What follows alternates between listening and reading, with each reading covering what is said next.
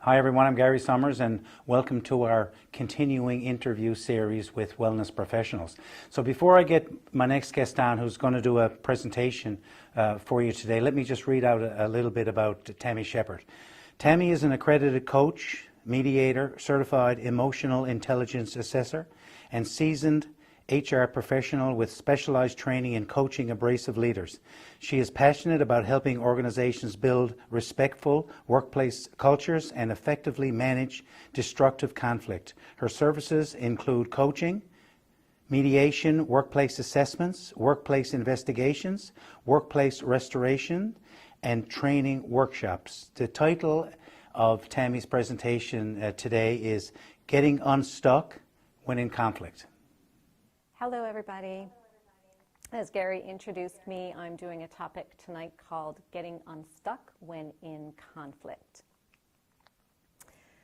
The outline that we're going to go through, we're going to cover what conflict is, and we're going to cover why we get stuck, some of the perceptions that we have leading us to become stuck in conflict, some of the biological responses that happen that causes, again, us to become stuck, and also a couple of tools that you will be able to use in order to help get yourself unstuck, and that involves some psychological flexibility. So, number one thing to understand is what is conflict? And conflict is just a struggle involving real or perceived differences in your interest or your needs. And what we mean by interest, it's just why we want something, why we have a certain opinion on something, what is underneath the position, what's our underlying wants and needs and fears, and our hopes and our concerns. So again, what's underlying our position? What motivates us to take that position? So what each person wants is their position, but why they want it is their interest. And of course, conflict is natural. It's going to happen, it's inevitable, it's universal, it's one thing we all have in common. Most of us have had disagreements with others in the past, and some of those I'm sure we wish we would have handled a little bit better. Sometimes we don't always speak up for ourselves. We might be unsure or afraid of how the other person is going to react to us. And some of us tend to avoid conflict altogether. And then in other cases, our emotions get the best of us and they escalate, and then we have trouble managing them. But even though we've probably have the thought that conflict is a negative word, that it's a bad thing, it's actually good when it can be productive. So without conflict, we wouldn't have as much creativity or growth or learning, because we learn from people who have different opinions, different knowledge than us, and different experiences.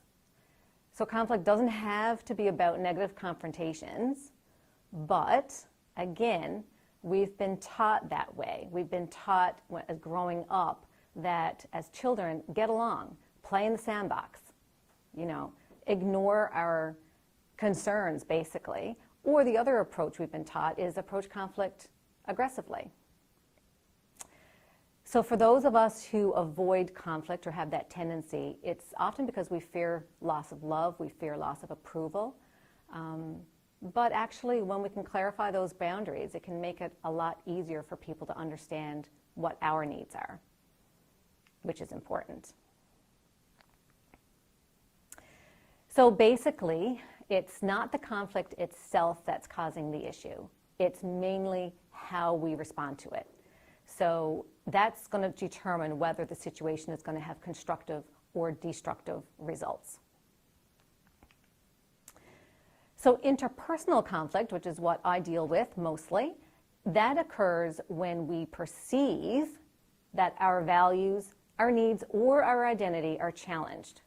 Whether that's a threat or whether it's undermining, either or, that's what leads to the conflict. So our triggers are our hot buttons. The values, when I talk about values, I'm talking about the core principles and beliefs that we hold. And they're different for all of us. That is what gives us meaning in our lives. It's what we use to figure out what's right, what's wrong, what we actually stand for. And really, values should be what determines our priorities and guides our decisions. When we can live more in accordance with our values, then we tend to be much happier. And of course, values can change. So at the start of your career, you might value more of money and status, but as you progress through your career, perhaps work-life balance becomes more of a value and a top priority later in life. Identity, that's basically how we see ourselves. So it's how we want to show up in the world. So it could be the work we do, could be our status, our education, whatever it is. But it's how we want to show up. Now, there's 3 common identity perspectives that I see in the workplace. So when someone's identity is challenged or triggered, it's often in response to someone saying they're not competent, or they feel they're not a good person, or they don't feel worthy or of belonging. So everybody wants to be well-liked. So when you say or do something that triggers those things, those identities that people hold of how they want to show up in the world, that is most often going to lead to a conflict. You're triggering their sense of self-worth is what's actually happening there. So then, why do we often get stuck in conflict? One of the main things or reasons that I see is that we tend to get very positional. And we firmly believe that we're right and the other person is wrong. There's no in between. So there's no psychological flexibility. And when we get really rigid and stuck in that position, what we want or our opinions, and we rigidly hold them, then we also think there's only one solution, and that's our solution. Like I said, there's no flexibility. And this blocks dialogue and conversations with people. What I tend to see is that underneath that, it's often because of fear that we have, or the need to save face, or it could be just your desire to be taken seriously. But we hold on to that position and we don't let go. The other thing that happens that causes us to get stuck is our emotions escalate and we have trouble managing them. So whether it's anger or hurt or betrayal or embarrassment or whatever the emotion is. Of course, emotions are like the weather. It's always changing. They're always there. But emotions are a good source of information. So it's a good idea to pay attention to them. What is it representing for you? And no emotion is good or bad. The only thing that makes them bad is how we act upon our emotions. They don't control our behavior, even though you may think they do, but we don't. You may not have direct control over your feelings, but you can directly control your actions. So you can feel angry, but you can still act calm. The other thing that happens is when we feel someone intentionally hurt us. And this is intent versus impact, and we'll get into that a little bit later on. But when we feel someone intentionally hurt us, then we don't even want to communicate them to understand why. We have no interest in it. And then the other thing is blaming. So when somebody is blaming you or blaming others or making excuses and they lack accountability, or they're reacting to you with intense emotion, those are going to get you hooked as well. And it's really hard to trust somebody who doesn't own up to their own mistakes. And of course, a lot of times we don't have the skills. We don't have the skills in conflict management. We don't have skills in effective communication. So we tend to avoid. We don't know how to respond, so we don't respond at all. And then it festers. And it can fester for years. The other thing that causes a lot of conflict is our perceptions, our interpretations. So perception is how we interpret what we see and feel. We're trying to make sense of the world, what's happening around us in our environment. And we often see what we want to see and hear what we want to hear. And that's basically called our perceptual defense. That's just our brain attempting to protect us from unpleasant emotions. And as you can see in the picture, each person standing on either side of that number believes they are right. That's all the information that they have in front of them at the moment. So that's all they have to go by. And if they don't communicate to find out what the other person is seeing, then of course they're going to think there's no other answer. It's a 6 or it's a 9, depending on their perception of what they're seeing. The problem happens when we hold really tightly on to our perspective, and it's a narrow view. So we're less open to other people's ideas and opinions. So when you feel that intense need to be right, and then you go around looking for things to prove you're right, because our egos are really powerful. And of course, that's not helpful. The other thing that I see a lot is, and this is an example, but, well, whoops, I'm going too far ahead of my slide, sorry. Let me see, okay. I had a picture in my slide here to show you, just as an example. And what I want you to do is I want you to look at this picture just right away, and I want you to tell me, when I go to the next slide, I want you to tell me what you see right away. And you can pause the presentation if you like, but just look at it for just a few seconds and tell me what you see. Most people I speak to will say that they see a face. And then there's another group of people who tell me they see the word liar. But again, if you look at the picture and all you see is the face, and you don't turn your head a little bit to see the word, then you're going to think there's only one possible answer to that. So the other thing that causes us to get stuck in conflict is this idea about intention versus impact. And it's a really interesting thing I find about human behavior, is that we tend to judge our behavior by our intentions, but we judge other people's behavior by the impact it has on us.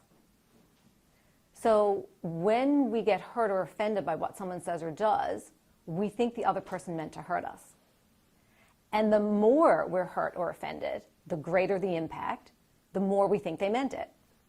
Now, we don't know the motives and intentions of the other person, but yet we assume we do, because based on our perceptions of the situation, as if there's only one way to look at it.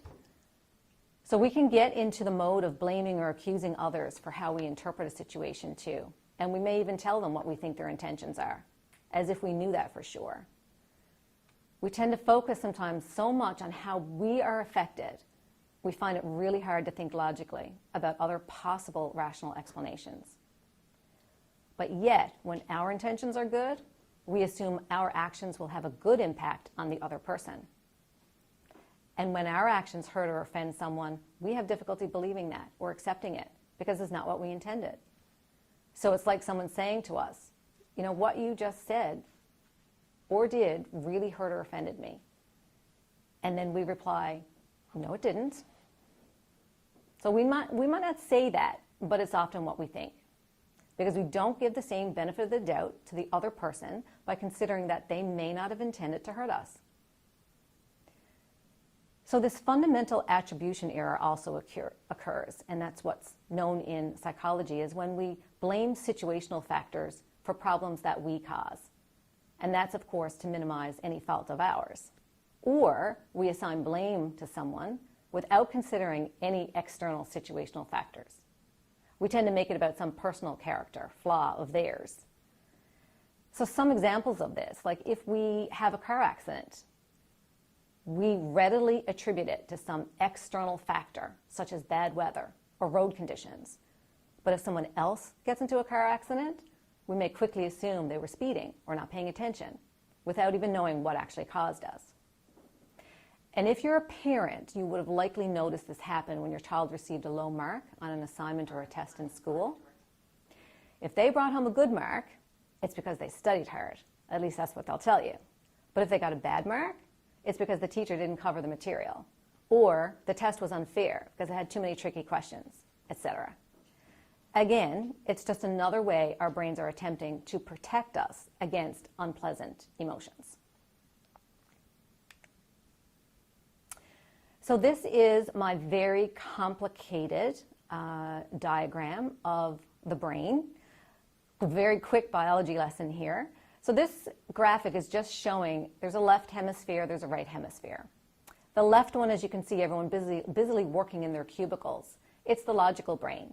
And the logical brain on the left hemisphere thinks in words. So it's focused reading, writing, talking, listening, rational decision making, analysis, things like that. The right hemisphere is known as our emotional brain. And we think in pictures and relationships when we're in our emotional brain. So the nonverbals, the tone, gestures, facial expressions, that's our right brain that's picking up on that. And it's the part of the brain that processes our intense emotion. So that anger, hurt, fear, sadness, all of that. Also the risk-taking, creativity, intuition, all of that is the right brain in action. And it's also the part of the brain that asks, am I safe or am I in danger? And when we get stuck in emotional mind, it affects our response to conflict because we can't think logically. We tend to focus, I'm right and you're wrong. So the little bridge that you see there going between one part of the brain to the other, that's the trick. Because when we're in emotional mind and we're stuck there, the challenge is getting over and accessing the left-hand side of the brain where our logic is.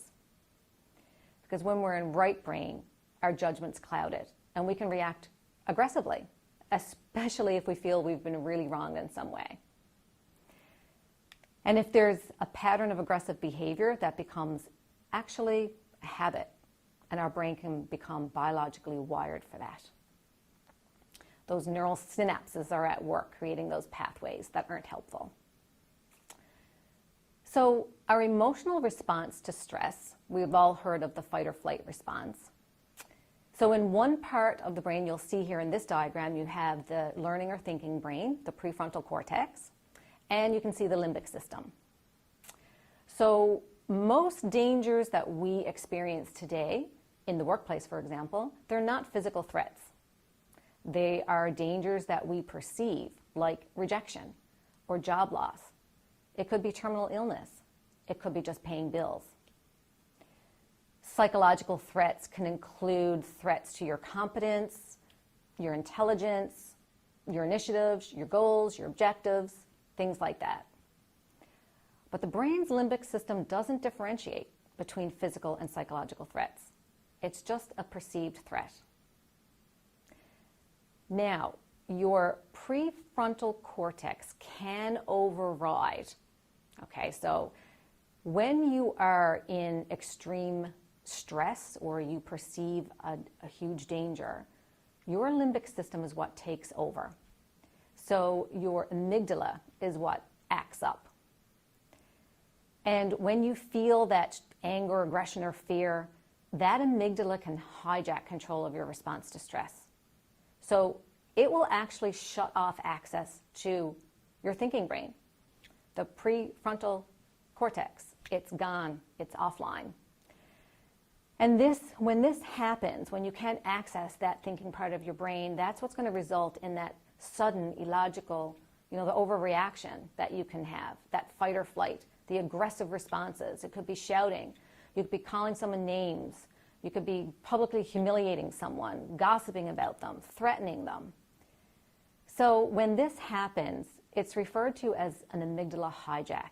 And that term was coined by Daniel Goleman in his book, Emotional Intelligence.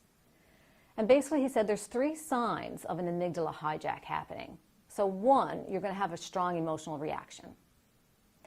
There's also going to be a sudden onset. So there's no warning. It's just going to automatically happen. And thirdly, you realize after it's happened that your reaction was inappropriate. That's 3 signs that you are experiencing this hijack. And this can last for up to 20 minutes. And it's interesting because you can't, if you try and reason or logic with someone or have a logical conversation, provide some reason for, your position, it's not going to go anywhere because remember, they're in emotional mind. So if they can't access that part of the brain and it's shut off, it's just a waste of time, basically. You're not going to be able to understand. So this is where I wanted to get into a couple of tools that you can use in order to help you with your response and your decisions that you're making when you're in conflict. And one of them is the ladder of inference. And this model helps us really understand our thinking process. So how we get from a fact to a decision or an action, and how we often jump to wrong conclusions based on our beliefs and our faulty reasoning. And this model actually inspired my logo for my business. That's how much that I really like this model. So it helps us challenge those assumptions before we take action. Because often when we jump to conclusions, we're going to take an action or make a decision that we're going to regret later. And it was actually developed by a psychologist by the name of Chris Argyris, and Peter Senge used it in his book, The Fifth Discipline. So you'll find reference of it there if you wanted to reference that book. So if you go down and you look at this bottom rung of your ladder, it says observable data and experiences. So it's like if you had a video camera and you're capturing everything going on in a room.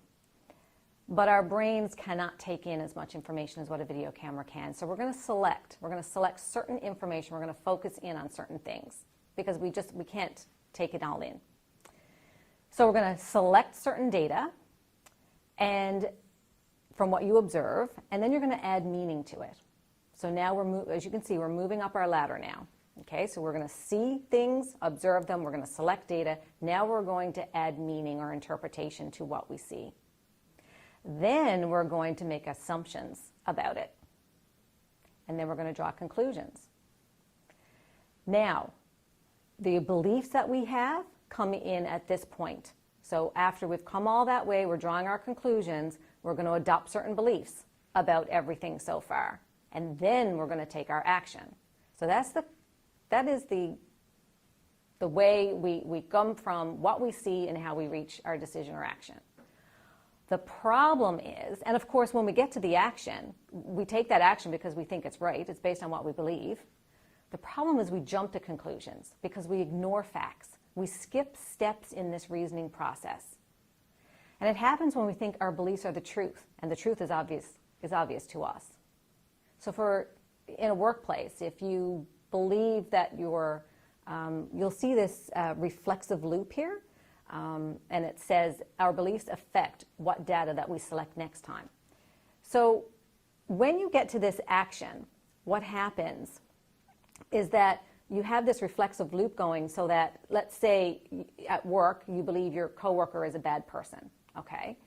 The more that you reinforce your tendency to interpret their behavior that way, you then, when you see them doing anything, things that they say, things that they do, you are going to select that data. So back down on rung one of the ladder, you're going to select that data based on that belief.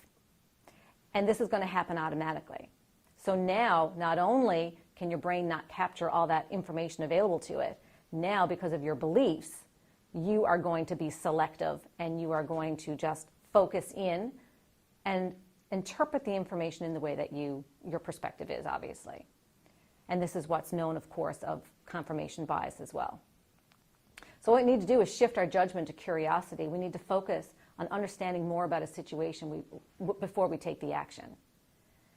So here's how you use the ladder.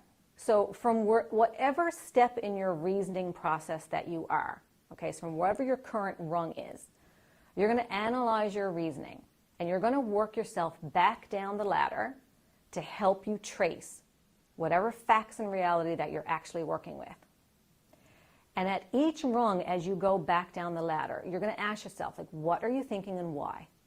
And you're going to adjust your reasoning wherever needed. So if you're at the top rung and you've already decided on an action, then consider, are there other actions that you should have considered? If you're at the belief rung, is your belief well-founded? Is your conclusion sound? Are your assumptions valid? At the bottom level, is there any data missing? Are there any other facts that you should consider in your reasoning? And as you do this, notice the rungs that you tend to jump, because you can learn from that and then take extra care in the future to pay extra attention to those areas. Now, so when you get all the way back down, step 2 is you work your way back up the ladder. And now that you most likely would have selected more information, you would have challenged your assumptions and the meanings, your interpretations and your conclusions and your beliefs. And now when you reach that conclusion and that action, likely it's going to have a different outcome. So let's just say in a workplace, what you observe, you might have a new team member and you notice they're looking at their phone, and they're not contributing to the meeting. So then you think to yourself, okay, what's going on here? Well, the way you interpret it is, well, if they don't contribute, then I guess that means they don't care. And then what's your assumption? Your assumption would be if they don't care, then they shouldn't be invited to future meetings. So what do? Your action? You're not going to invite them to the next meeting. But your interpretation of what you observed, that's not necessarily correct. You don't have all the information. You didn't talk to them. You don't know why they were on their phone. Maybe they were dealing with an emergency that couldn't wait. So when you learn to challenge your reasoning in this way, this will help you with figuring out what really is the best decision for you, instead of reacting and jumping the rungs on the ladder and jumping to conclusions. Some people I've spoke to have actually taken pictures of this and put it in their cubicles that they can refer to it at different points of the day. So it can be useful in that way. The next model I wanted to show you is the ACT matrix. And this is going to be a brief introduction to ACT. There are full books written on this topic. The ACT matrix was developed by Kevin Polk. And ACT actually stands for Acceptance Commitment Therapy. And that therapy uses mindfulness, acceptance, and values-based methods, and to help us deal with negative thoughts and emotions. And when you do that, you can have more choice in how you respond, especially when you're in conflict. Now, this model doesn't only work for conflict. It has to do with anything that you're experiencing in your life. But the ACT matrix is a model of psychological flexibility. So it's where you notice your thoughts and your choices so you can act in ways that are most helpful to you based on your values. And when you increase your psychological flexibility, you begin to accept the things that are out of your control. It's about accepting that, knowing what is and what's outside your control, what is within your control. So you accept what's outside your control, you focus on working towards changing the things that are within your control. That's the acceptance part. So you'll notice on this diagram 2 lines, and it's 4 quadrants. So on the left side of the matrix, it says away, and on the right side it's toward. And these represent away and towards moves. So away moves are things that we think or feel or do that move us away from who or what is most important to us. The towards piece is what moves us, is the things that we, again, think or feel or do that moves us toward who and what is most important to us, essentially our values. The other piece, the vertical line, you'll notice it says outside noticing on the top and inside noticing on the bottom. So the inside noticing, it's focused on what's going on inside your mind. That's your inner experience. No one else can see that. The outside noticing is focused on your 5 senses, your sensory experiences. Those are the actions that you take that can be observed by others. And those actions can either be away moves or towards moves.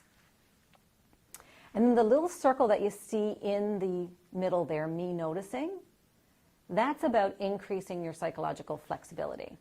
Start noticing your intentions and the difference between what you're experiencing on the inside and how you're showing up on the outside. It's all about noticing. When you develop more psychological flexibility, you can become more resilient. And of course, that's important because you have the ability to move towards what you can do in a situation instead of focusing on what you can't the unhelpful and unwanted thoughts and feelings inside your mind. And it helps you recognize that you have choice in the moment. When you're in conflict, you have choice, even though it feels sometimes that you have absolutely none. And I get that.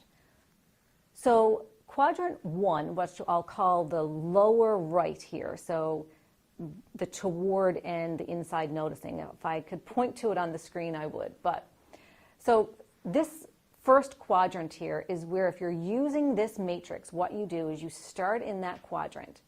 Whatever situation that you just focus on, a situation that you're experiencing right now, whatever that is, you can pause the video, and as we're going through this model, I would encourage you to do this and fill it out as you're going. But quadrant 1 is going to reflect your values, who you care about, what matters to you.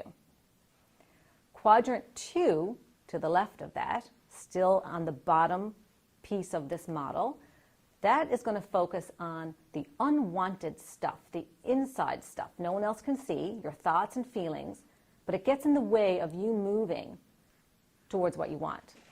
So you'll see in that quadrant, now you're in that away piece, right? So whatever you're feeling, those negative thoughts and emotions, what you're feeling there, it's moving you away from who and what is most important to you, what you've just written in that other quadrant, okay? Now you come up into the third one, in the third quadrant. So now here is when you're going to, and I'll give you an example on the next slide, but here in that quadrant is where you're going to write down things that, so when we get hooked by our difficult thoughts and feelings, we're going to do certain things to try and get some relief from that discomfort. But you'll notice we're still in that away piece. So what we're doing, it's not going to, it may give us some temporary relief, but it's not long lasting. And then when we move over to the last quadrant on the top, now we're moving towards the toward moves. So these are things that we can do to move closer to who and what's most important to us. It's what we can do instead of what you just wrote in the other quadrant. And as I said, some things, some of those away moves, those temporary things, may get you some help or relief in the short term, just from that yucky stuff that you're experiencing on the inside. So you might avoid a situation, for example, and that might be helpful in the moment, but in the long term, it's not going to be, because it's not moving to you towards your own values or who and what's important to you. So workability, it's all about, like I said, psychological flexibility and workability. And workability is what, it's objective. So we're focusing on what happened rather than judging this through a lens of right versus wrong. And in a conflict situation, you can think about who or what is most important to you in resolving the conflict. So that can be what you focus on in the first quadrant that we showed you earlier. So I'm going to give you an example on the next slide, but when you get practice doing this, you'll see as we go through, but it is about practice. It's something that you can do on a daily basis or whenever you feel the need to kind of analyze what you're doing. Okay, so the first quadrant, who or what is the most important to you, as we just said. The second quadrant, what unwanted inside stuff shows up and gets in the way. So it's taking you away from what's most important to you. And then what do you do? So to move away from that discomfort that you're feeling, the unwanted inside stuff that you're feeling. What are the actions that you're doing? And those actions are observable to others. And then on the last quadrant, the fourth one, what could you do to move toward who or what's important to you? What can you do instead? This is the whole process that you go through in this model. So when I fill this out, like I said, I'm just going to put examples here of some words that you might fill in these columns, these quadrants. But what you write there is really going to depend on the situation that you're facing right now. And that's why I would encourage you, pause the video and fill this in and make it about what you're experiencing right now. So oftentimes when I've done this work with individual clients, they will tell me some of the things of what's important to them: family, friends, people they work with, their job, career progression, their reputation. Things like that may get written in that first quadrant. When they move over to the second quadrant, about what unwanted inside stuff is showing up No one else can see it, but you're experiencing it, and it's getting in the way of you moving more towards the things and the people that you value or who you value. So some of those things have been things like frustration, anger, stress, fear, guilt, disappointment, shame, anxiety, all of those things that get in the way. So then you start thinking about, like in your situation, whatever that is, what unwanted stuff gets inside your mind that prevents you from going towards who and what's important to you and living life in accordance with your values. So then what you do is you say, okay, I'm feeling these things inside, I'm having these thoughts no one else knows about, but now how are you reacting in response to that? What are you actually doing you're trying to get this temporary relief? What are you doing to get relief from that discomfort? And people have told me some of the things are they yell, they curse, they use avoidance, they use drugs and alcohol, they gossip about people, they exclude people. There's a whole host of things that you can write in this column. But like I said, it's all going to depend on your situation of what you're going to write in there. So now after you've got all that written, I wanted to point out though what happens is that this is where people get stuck. They get stuck between quadrant 2 and 3. So they're feeling all of this icky stuff inside. They're doing things that may not be in their best interests for the long term. It's a temporary fix, okay? So yelling may be a temporary fix. You know, oversleeping, things like that might make you feel okay in the short term. But in the long term, it's not helping to solve your problem or your conflict. It's not helping to move towards your values.